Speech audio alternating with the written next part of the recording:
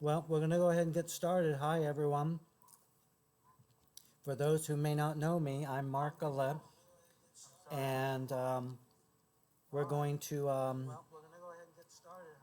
do a little trip around the world. So my husband's going to come over here and join me right over here. I don't want to be sitting near your pancakes. Okay, so here we are, I can't see myself. and and so let's see if we can see what we look like from our end. Oh, it's a That's small what little picture. this is what we look like from our end. All right. So today's presentation is titled "Come Travel the World with Us," and what we'd like to do is share some of our experiences that we've had through our many travels around the world. And so both of us will periodically kind of chime in and tell a story here or there.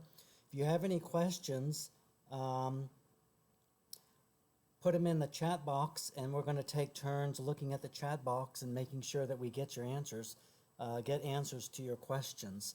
Now, keep in mind, this is only like the third time that we do a YouTube Live, so it's not going to be super fancy, but I think we will be able to hopefully have a little fun here as we're all locked down in our homes. So what I have here is I have what I call my faculty website. I'm a professor at Valencia College, and what I do is I take some of what I think are the best pictures from our trips, and I put them on this website.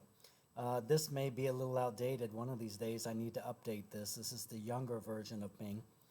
But you can look at this website address right up here, and if you want to, you can always go back to it at some future time and look at additional pictures or look at pictures that we didn't get a chance to talk about, whatever you'd like to do.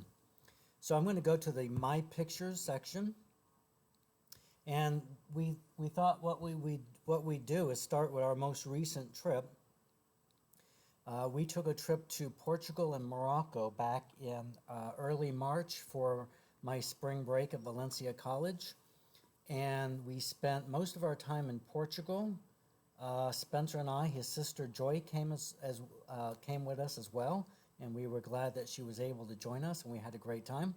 And when we finished our time in Portugal, Joy, his sister, flew back home, and then we went on to Morocco. So we can start with Portugal. And what I'll do is I'll let Spencer tell a story or two, and I'll kind of pop up some different pictures on the screen for you to take a look at them. So here's the first picture I'll show, and this is a picture of a lighthouse at the westernmost point in continental Europe, and you can see the beautiful coast and the cliffs along the side. Very pretty that day. Nice and cool. A little windy, right? Yeah. Mm-hmm. And they warned us not to go at the edge to do selfies because they've had problems with people doing selfies and falling off the cliff. But we still saw some people going beyond the posts. It was a little dangerous if you went beyond the post, but it was good. That's I think one of the highlights of that day. Just to give you an idea, I think we did 3 things that day, didn't we? We saw Sintra, which is a city west of Lisbon, a town west of Lisbon that's very, very nice. Up in the hills, we saw a lot of cyclists. It's very hilly. And then we stopped at the lighthouse, and then we went to, I think Cascais is how they pronounce it, which is like a very posh area of Lisbon where a lot of well-to-do people have second or third homes, and they'll park their yachts there. It was very nice there. And what we discovered in Portugal is that everybody was friendly, and that, even though we didn't speak Portuguese, a lot of them spoke English. There's very few people that didn't know how to speak English in Portugal. And those that didn't speak a lot of English could refer us to someone very quickly that could. So Portugal is very pretty. I would go back. Once things calm down and we have a chance to view other areas. We didn't get to go down to the south of Portugal, which is the Algarve area, which is very pretty and very picturesque. And we didn't really get to do the Douro Valley, where they make port wine. But You're looking here at a picture of Porto, which is a big tourist destination for people going to to Portugal. and Porto is northwest of Lisbon. So we had a good time there. The day before, I think we went to Portugal. If Joy's online, she can tell us if we got that wrong, because the days kind of blended together. The first day we did Porto. Yeah, First full day. The second day we went and did Fatima and a couple towns. So what you're looking at here is a picture of a pilgrim who's crawling on his knees to a cathedral. I believe it's a cathedral in Fatima. So he's kind of crawling his way over to the main church here. So, all right, and so here's the flag of Portugal. All right, lots of things we'd like to show you, so we're going to kind of keep moving. So again, we moved on and we went to Morocco. You should kind of give you an idea in Portugal. There's a lot of food that's very good there. They really love fish, right? And sardines. We found a Burger King that had an Impossible Whopper, and so oftentimes we ate there. A lot of times we ate there. But I know my sister Joy really enjoyed the Portuguese food. I don't think there wasn't anything she didn't enjoy there, food-wise. I liked the coffee. They didn't have a lot of Starbucks. They had enough Starbucks in the big city, but that was about it. I don't think there was a Starbucks in Porto that I can remember. But very pretty country, not very densely populated except for Lisbon. A lot of green areas, lots of trees, lots of hills. You have the sea to the south, which we didn't get a chance to look at.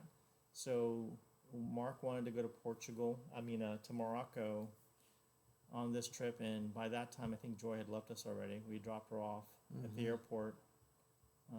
I had dropped her off early in the airport that morning, and then I came back around, picked up Mark, and we went to the airport to go to Morocco. And so one of the highlights in Morocco, we took a trip over to Casablanca, and you're looking at a picture of the Hussein II Mosque, which is the largest mosque in Africa, and I believe it's the 6th or 7th largest mosque in the world. It was a little cloudy that day. I guess it's probably more or less fog, but it was really incredible. Just a very, very elegant mosque. That's the outside. This is a picture of the inside. It's a very large mosque. It's very, I would say that morning, because Casablanca is near the ocean, a lot of the mist and fog was coming off the water, and that's why we got that picture. I don't think it's like that every time. I think it's just like that when there's some fog and mist in the morning. Portugal is good to visit. I don't think I plan to go back anytime soon. Culturally, food-wise, language-wise, is very difficult to talk and get around Morocco. So for those that may not be familiar, France once controlled that area of Africa, Morocco. So most of the people that live in Morocco will speak Arabic and French along with English. This is a market in Marrakesh, and they have a lot of markets that cater to the tourist. And so Marrakesh is where I got a text, I think it was Wednesday. It says the U.S. was closing down. The U.S. will be closed as of the 13th. So, in Morocco, we didn't have really good Wi-Fi. We didn't really have a lot of access to information.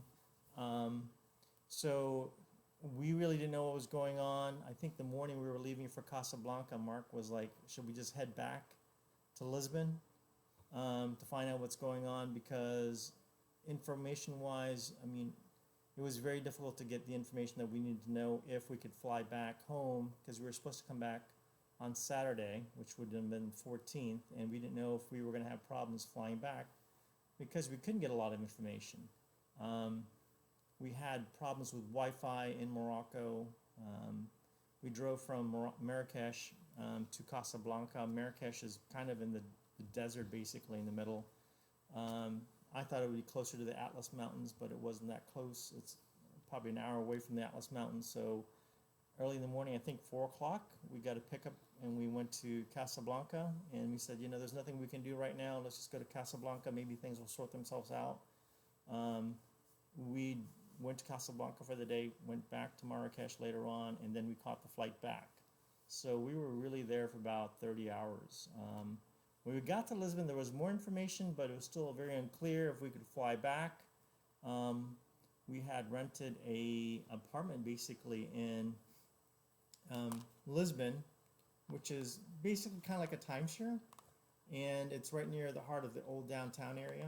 And so I tried to find as much information I could as to flying back, because it seemed like every minute, if you listened to the news or looked online, everything was changing every second. So we were kind of worried that we'd be stuck there.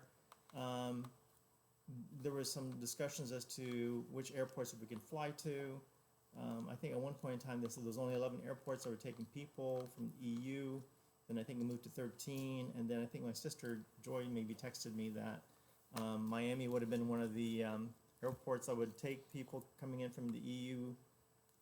We couldn't change our flights with American Airlines. We couldn't change our flights with Iberia. I couldn't get a hold of anyone at Orbitz when we booked the flights. So by Friday night, we kind of resigned ourselves to find out whether or not we would be able to do what we can on that Saturday. We just showed up at the airport. They said, okay, we'll fly you back. We flew to Miami that Saturday. We were happy to be on the plane. We were kind of anxious during this time period. And when we got to Miami, they just asked us 3 questions. Do you have a cough? Do you have a fever? Do you have any difficulty breathing? Where do you live? What do you do for a living? What's your contact information? And self-quarantine yourself for 14 days. So we did. So we made it back and had a great time. Again, we were so glad that Joy could join us. and she corrected me. It says it's called the Rebel Whopper. It's not the Impossible Whopper there in Portugal. Oh, that's right. That's right. So, for us non-meat eaters, at Burger King, if you've not been to Burger King, they have the Impossible Whopper, as they call it here, which is a veggie burger. But over in Portugal, they call it the Rebel Whopper. It's exactly the same thing, but we don't know why. And the good thing about Portugal is they had a fan for Mark in the room, and that was always a big concern. I don't know if anyone has ever traveled with us except for a few people in my family, but Mark cannot sleep without some white noise in the background like a fan. So that was a good thing. I think in India we had to resort to different measures. So we're going to go on, and I'm going to show you some pictures from India, which is a trip that we took a year ago. Quite a fascinating trip that we took there. We went to several different cities, including Delhi, Bodh Gaya, Varanasi. A lot of people live in India. It's the second most populated country in the world with about 1.2 billion people. So a lot of people, but a lot of very interesting things to see. For example, we were there during what's called Holi, which is kind of a celebration of spring. And during Holi, people take powder. You can see in this picture there's a box that I'm holding, and it's kind of like powder, and you spread it on people. It's kind of a neat celebration that we don't do here in the United States. Here's a picture of the Indian flag. McDonald's. I take pictures of McDonald's not because I'm necessarily a big fan of McDonald's, but because I like to show my students that this is one of our biggest exports to the world. Just about every place that we've ever been has a McDonald's, with 2 exceptions. Antarctica and Iceland. Neither had McDonald's. You had to secretly take that picture because they didn't allow cameras in there. Yeah. This is the #1 tourist spot, of course, in India, the Taj Mahal. This is a view from the back, and this is a view from the front. And it looks a little different from the movie at Epcot. I think there's more people there, in real life than the ride called Soaring, but it was good. So some people have brought up the issue with the fan. So Mark has to have a fan when he travels, and sometimes that's challenging when we have to figure out if we're going to pack a fan or not pack a fan. What kind of electricity does that country have? Because we've had issues. So some of you may have heard our fan story from Argentina. I had bought a converter, and we were going to go, I think, cruising down to Antarctica, right?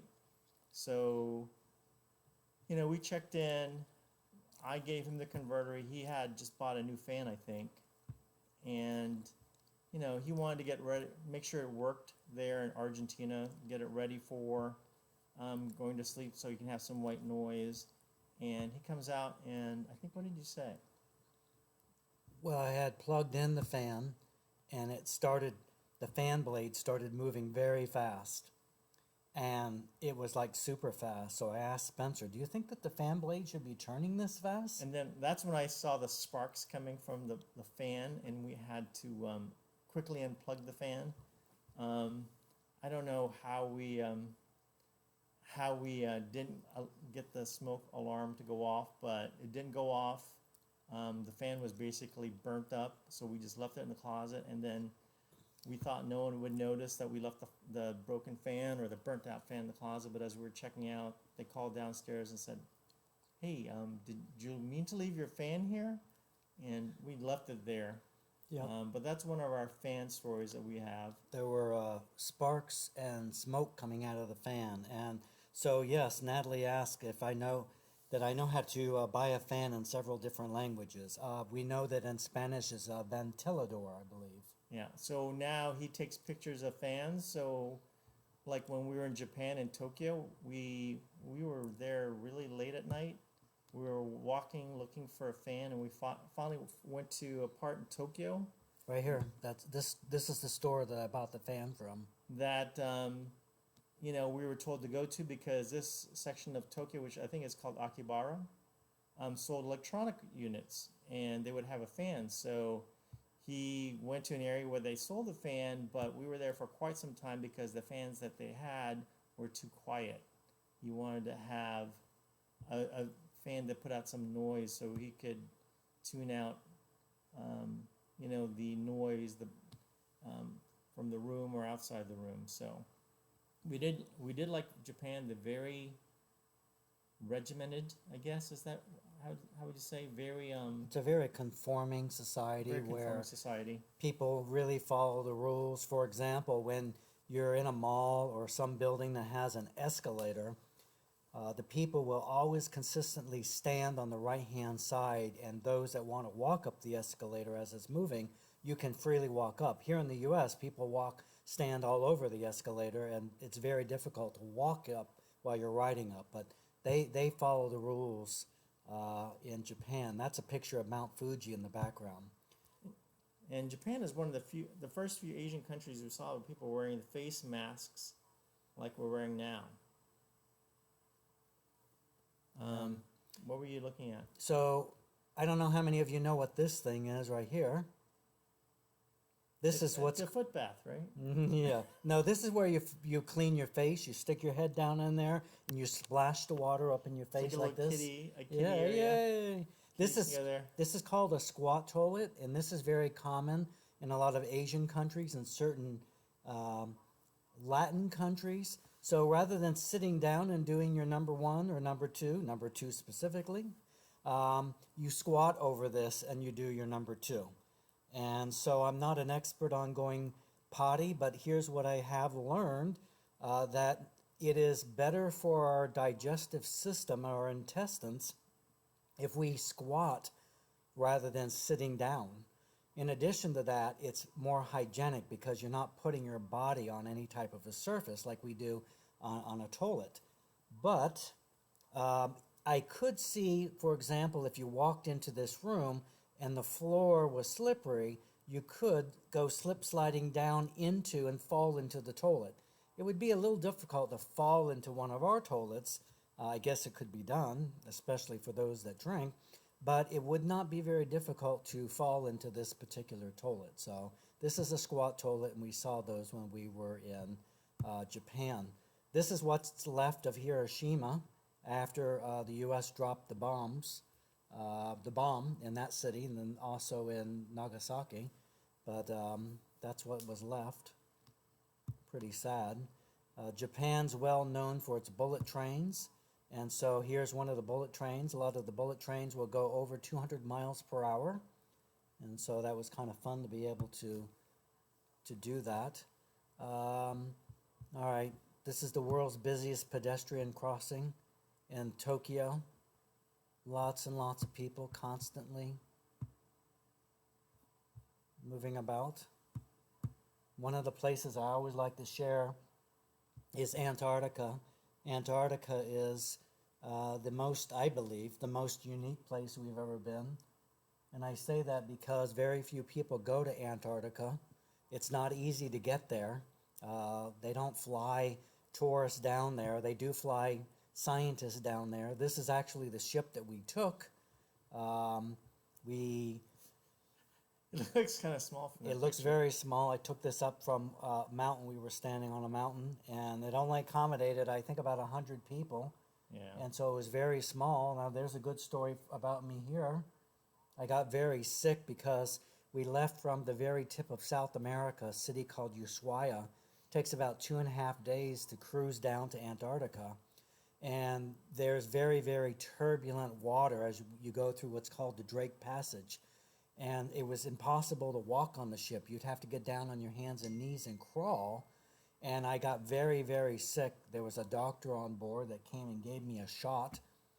It put me out for 24 hours. When I woke up, I actually thought that it was like 6 o'clock in the evening, and it was actually 6 o'clock in the morning. And the reason is because in that part of the world, the southern hemisphere, in June, December. July, that's right, It's December. December we went there, and that's the southern hemisphere, so that's their summer. The sun never sets. It's 24-hour sun. So I was very disoriented, thinking it was actually nighttime when it was morning time. Yeah. So here's a picture of us with our full winter gear on. And of course, one of the highlights would be seeing the penguins. And smelling penguin poop. Yes. Yes, I'm touching my face a lot. I don't know why, Rebecca. this is something you don't see in Florida. Icebergs. So that was really cool to see the iceberg. So, yep, it was We did see a minke whale as we were like one of the little, is it a Kodak or Zodiac? I forgot the name of it. one of the things we like to do when we go abroad is to visit grocery stores. And one of the things that you'll see is brand products that we know, for example, as Rice Krispies, are called Rice Bubbles. And they had, what did they have? Hungry Jack? Yeah, Instead of so- Burger King? Look like a Burger King, smell like a Burger King, taste like a Burger King, but they call it Hungry Jacks. And they have Woolworths in Australia still. Yeah, which is, for those that are pretty young, Woolworths is a store that we had many, many years ago. It was like a small little store where you could get a variety of different items And and they had such. a Target, but I don't think it was affiliated with this Target here in America. Yeah. There's the Opera House and the Sydney Harbor Bridge. We climbed to the top of the Sydney Harbor Bridge on Christmas Day, the year that we went. This is actually us standing on the top of the bridge with the Sydney. There's a lot of wind there, by the way. That's a lot of wind. Sydney Opera House there in the background. Over in that part of the world, they drive on the left-hand side rather than the right-hand side. And so here's a picture of me on the right-hand side of the car. And if you're doing a roundabout, how do you make a turn in the roundabout? You go the opposite way than what you would normally go. Here's a picture from the back of the car looking towards the front. And if you go the wrong way, what happens? Then people won't like you. Yeah, that happened, what, once or twice? Maybe. Look at the purity koala. Koala. Koala. Yes. Here's another picture of the koala. A koala. I liked Australia a lot. kangaroos. People want to know what your thoughts are about our Belize. Do you have pictures of Belize? So I went to Belize. When did I go to Belize? Right before a hurricane. Do you see Belize? You may have blocked it out from your website. Anybody see Belize? Did you block it out of your website? No, here it is. Here's Belize. So I went to Belize in June of 2008. I went alone because I was going as part of an endowed chair through Valencia to learn about study abroad programs. Unfortunately, there was a tropical system that had developed in the Caribbean.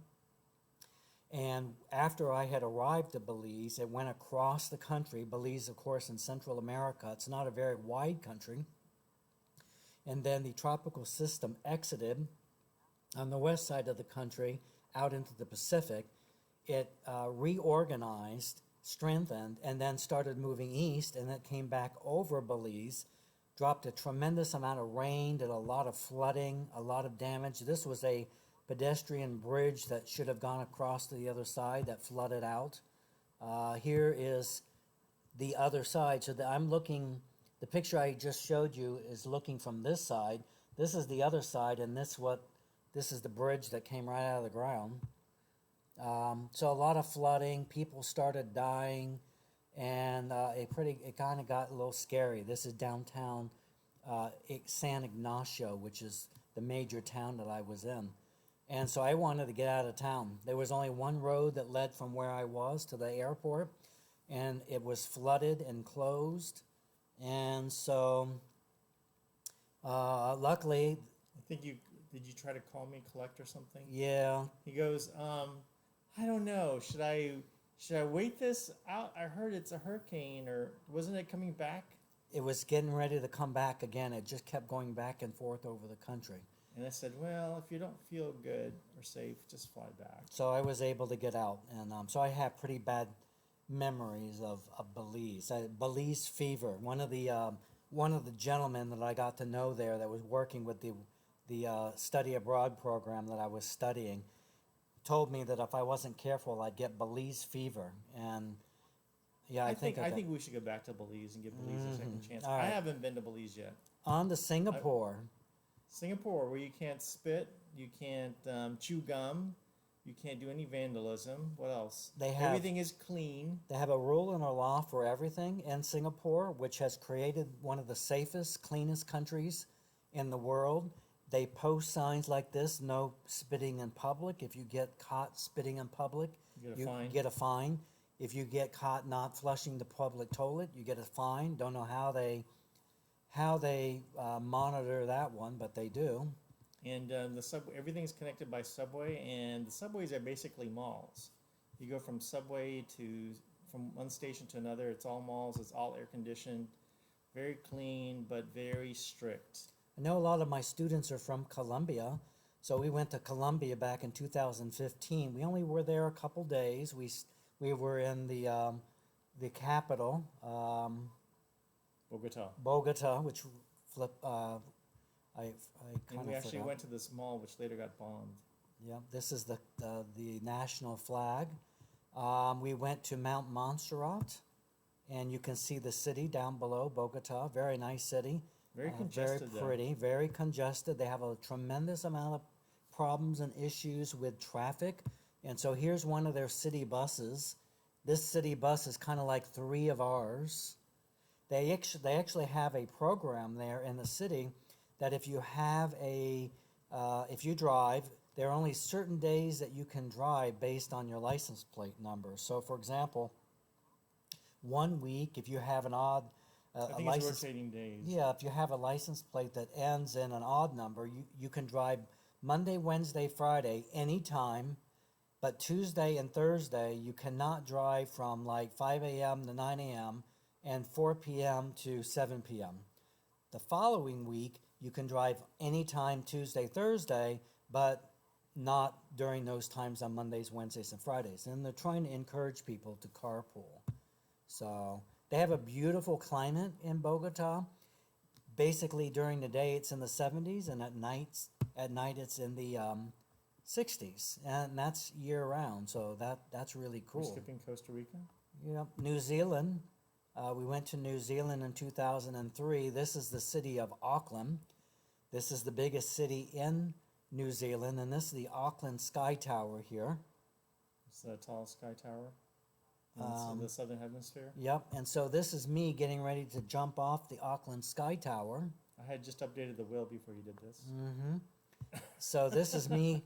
This is me coming down right here. I have a GoPro here, and I took video of this whole thing. So don't forget to subscribe to my YouTube channel before you leave, And like, and hit the like button and hit the little bell so that you know that when I add additional videos. But you can see this video that I loaded while I was coming down on my YouTube channel. Got lots of videos from there. This is a Mount Cook on the southern island with just wildflowers growing. It's beautiful, it's very cool there. very beautiful. There was an earthquake when we were there. We had gone hang gliding earlier that day, I think This we're is- sitting at McDonald's. and then they dropped us off at the mall, and we were sitting there, and all of a sudden we looked up and we saw the chandeliers were starting to sway back and forth, and the table started moving a little bit, and so there was an earthquake. Little scary, little scary. Okay, where shall we go next? You don't want to talk about Costa Rica? Where's Costa Rica? Undersea? No, I started alphabetizing them, but that didn't work out very well, so Oh. I stopped. So I like Costa Rica. There's not a lot of the pictures he posted for some reason. Because this is 2004, and I didn't have a digital camera, so these are old print photos. So my favorite story of Costa Rica was Mark has always wanted to watch a volcano erupt in person.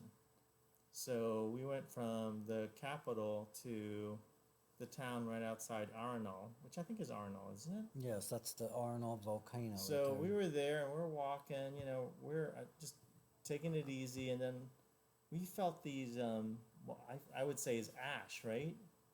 So I'm trying to run around and catch the ash in my hands, and he's trying to take a picture of it. We didn't have smartphones back then. What did we have? Just like a regular camera? So, and then unfortunately, as I try to catch it, sometimes I wouldn't catch it, and some motorist came by and said, "What are you guys doing? What are you guys doing?" What do we tell him? Well, I thought it was ash that was coming from the active volcano. But apparently the guy laughed and said, no, they're burning some sugarcane fields not far from here, and that's sugarcane. The sugar cane, because they're trying to get rid of the And snakes. I'm like, oh, okay, wonderful. So we spent like 10, 15 minutes trying to capture pictures of ash. But Oh. that's just some of the things that we have learned to look back on. Sometimes it's not exactly where we've been, but the little episodes we've had. So here's the Philippines. Spencer was born in the Philippines. I was? There's a store in Europe and some other places, including the Philippines, and it's called Marks and Spencer's. And so there I am standing under my name, I think Uncle and Ellie took there's that picture. Spencer standing under his name. We don't own the store though. But so here's some of his family that we were visiting. There's Uncle Ellie there that passed away when? Last year? No, it's been 3 or 4 years. Okay, time least. flies. Yeah, they Alright. came and met us at the airport. They picked us up,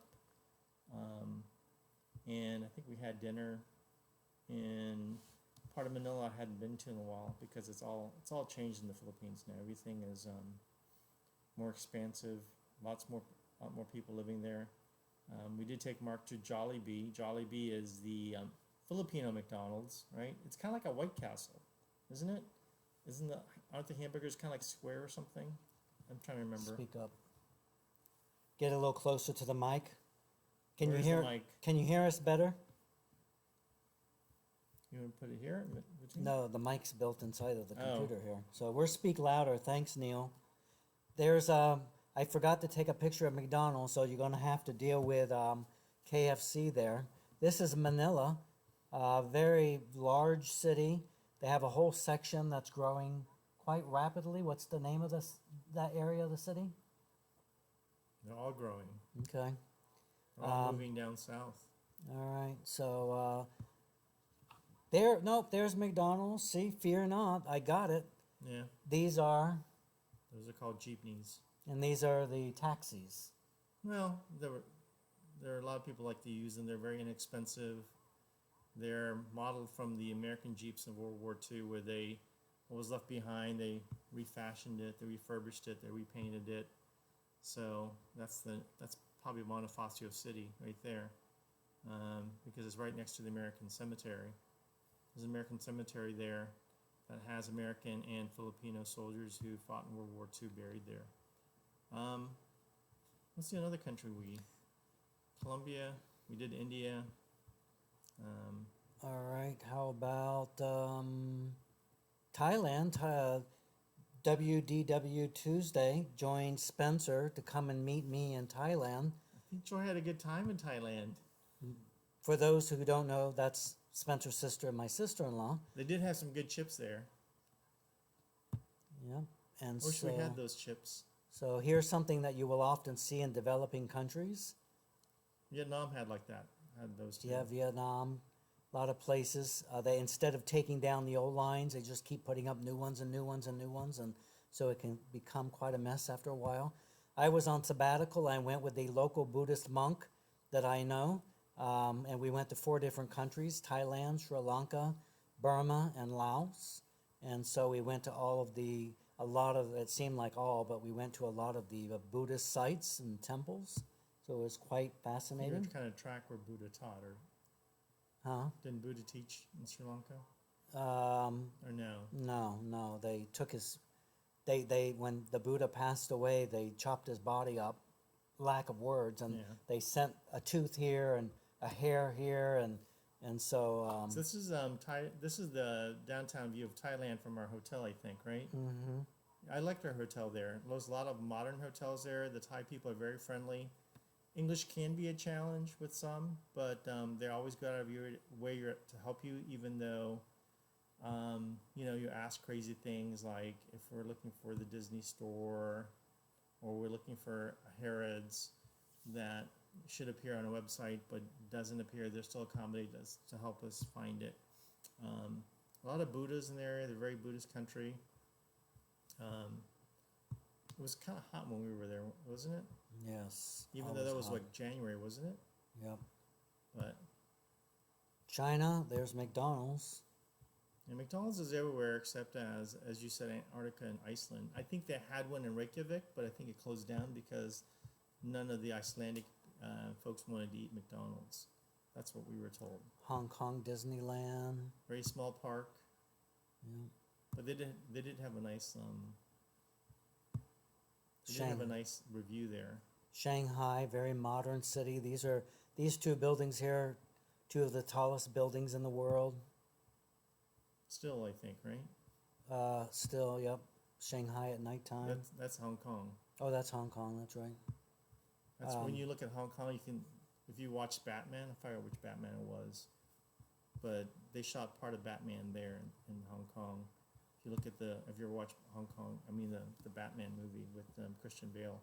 So this is one of Mark's places to visit. I didn't really care for it too much because it was very hot, right? Very dusty. But there were a lot of tall buildings, and this is Dubai, in the United Arab Emirates, which is the Persian Gulf. And so they're well known for, basically they're an oil-rich country, and they're running out of oil, so the prince decided a number of years ago, hey, we better do something. And so they've created a place that has like the biggest malls and fanciest malls in the world, the tallest buildings in the world. A lot of Filipinos work there, by the way. So I would be walking by and I would hear Filipinos talking because they'd work the McDonald's, they'd work the Subway, they'd work a lot of the hospitality and restaurants in the city. So Neil wants to know why you didn't like it. I think it was hot, a little regressive in terms of policies. This is the tallest building in the world, the Burj Khalifa. It's 163 floors. To give you an idea of how tall this building is, most of the tallest buildings in the world top out at around 115 stories, 120. This is 163 floors, so it's a super, super tall building. When you get to the top and you look down, you're looking down at these other buildings, and these are very tall buildings too. These aren't like, 10 or 20 stories. These are 50, 60, 80 stories high. So it's pretty amazing how tall the Burj Khalifa is. And you can see how non-green it is, Yes, how and desert-like it is. And there's one of the Burj things that, Khalifa. I don't know if you look at Mark's pictures, he likes taking picture of a few things. He likes taking pictures of Frosted Flakes, McDonald's, and Coca-Cola. And he loves Coke in a bottle, so if he ever sees Coke in a bottle, he'll try to drink from Coke in a bottle. The only time he had a problem was in Thailand, our first trip out, because they refused to give him the bottle and he didn't understand why. And come to find out, I guess they were trying to recycle the bottle, so they poured his Coca-Cola in a bag, right in front of your eyes, Yep, and gave you a straw, and you looked at him like, why won't they give me the bottle? It tastes much better drinking Coca-Cola in a bottle, but in some countries they like to recycle the bottle and they don't want you to keep the bottle. and so this is I didn't get the picture of the Coke in a baggie, as I call it, in Thailand, but when we were in Cambodia, I saw a gentleman sitting in one of the parks that we were walking through, drinking a liquid out of a baggie, and so it's quite common in a number of countries around the world, but I had never seen it until we had first seen it in Thailand, or I had seen it in Thailand. So yeah, WDW Tuesday was asking a country where you got it in a bottle, but they poured it into a baggie. So that was Thailand. Yeah. Cambodia, we went and visited the world's largest religious building. Angkor Wat, yeah. And this is Angkor Wat, originally built as a Hindu temple. It's now a Buddhist temple. And yeah, I think they built that in the 1300s maybe. I could be off by a few hundred years or not, but they kind of built onto it. If you watched Lara Croft Tomb Raider, they shot part of it there in Angkor Wat. It's very hot that day. I think someone convinced us to do the sunset in Angkor Wat. Was that the trip? And we tried to watch the sunset, Yeah. but there was like 100 million people up there with us. I think that wasn't. And we didn't really get a good picture because it was so hazy from the pollution and the heat that we really didn't get a good picture of the sunset. So I think in India, did you touch upon India where you can't eat meat? You can't eat beef there? Yes. The Hindu parts? Yes, and in India, cows are sacred, part of the Hindu religion, and so they don't eat meat, that kind of meat. So they eat a lot of chicken. And when you go to let's say McDonald's in India, you will find that they have a lot of veggie burgers. So I think I have a McDonald's here. You can't really see it on this picture. I have a better Yeah. one. Here it is. You can see that they have a veggie mac. Yeah, there's a lot of vegetarians in the Hindu culture in India. But no meat. You see no meat on McDonald's menu. When we went to Bali, I think they had the same issues, didn't they? Yeah, I think so. Bali, I enjoyed our time in Bali. It was just a little warm there and very hot and very congested, but the people were very friendly. There's a McDonald's there in Bali, and they had a Pizza Hut. We went to the Pizza Hut a lot. And here's the monkey that I think attacked Mark after this picture. There are some monkeys that are very aggressive. I think one just took the banana right from you, right? And here's one that somehow I think we got him to coax him up to your shoulder, right, to take a picture. Man, isn't he cute? I mean, And the monkey's cute too. We were buying lots of bananas just to get pictures with monkeys. I think we bought like, I don't know, $5 worth of bananas. Mm-hmm. And so I think maybe we'll end our discussion today with our little sojourn to the spa. So while we were in Bali, someone suggested, you really should get a nice spa since you've been doing some whitewater rafting. You're trying to communicate with a friend who's stuck on 192 trying to buy a Christmas present. And you want to just relax. So we went to the spa, it was recommended to us, and they asked us, they asked us about us, and they said, well, we've been together, and so, they said, well, we have a special for couples, and if you want, we'll do the special for you, and we did. So it included a steam. Mark didn't like the steam because they trapped you in the steam room and they wouldn't let you out, right? They lock you in. You can't open the door from the inside. Yeah, like you stick your head inside a hole. But he said, no, let me out, let me out. So we got out of the steam room. After the massage, they had us sit in a room, and they said, well, we're going to put some clothes on you, and we're going to dress you up just like we would any couple who is married. So we had no idea, because we don't have any mirrors of what's going on, but they're like doing our face and just telling us, everything is nice, and we're going to, and what happened later on is, this is how in Bali couples get married. The men and women put on makeup, and the women and men have makeup put on them, and they're wearing traditional Balinese clothing. So I think halfway through what was going on, we started realizing, what they were doing, but it was, we didn't really do anything about it because we found ourselves in the situation. We actually were happy that they were laughing, we were laughing, and this is the post-makeup picture that we have of us. So I think on that note, now that we've embarrassed ourselves, if anyone has any questions, just fire away. Yeah. Anything you want to see? And there's a fan in the photo. Yes. There's a fan. Lots of fans over there.